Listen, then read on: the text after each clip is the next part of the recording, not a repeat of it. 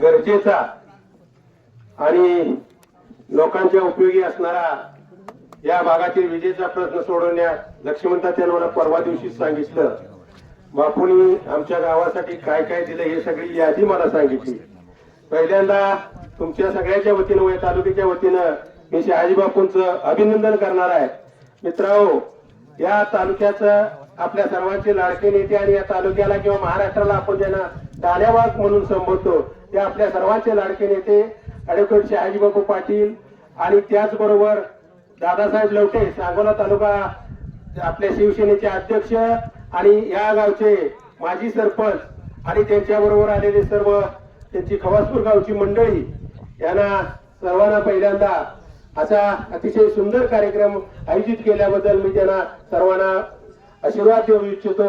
मित्रांनो, बापूंच्या सांगण्याजोगं नव तालुक्यामध्ये आपण कॅशेट सोडवायचं असतं. आज खरी बापूची गरज आहे. तुम्ही बघितलं गेल्या वर्षभरात 1 रुपयाचा निधी अजून या नवीन आमदाराला त्या तालुक्यात आणता आला नाही किंवा कुठलीही गोष्ट त्याच्या हातून झाली.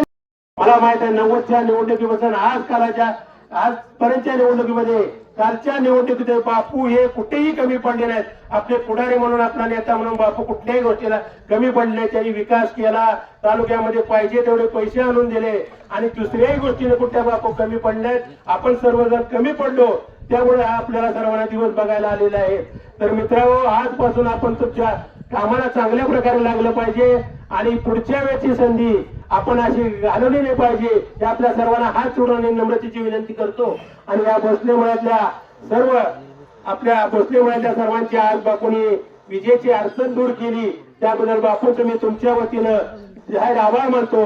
आणि या पुढच्या काळात आपण सर्वजण बापूंच्या पाठीची गंभीरपणे उभा राहून आपण कुठेही कमी पडू नका एवढी आपल्याला विनंती करतो. थांबतो. जय हिंद, जय महाराष्ट्र.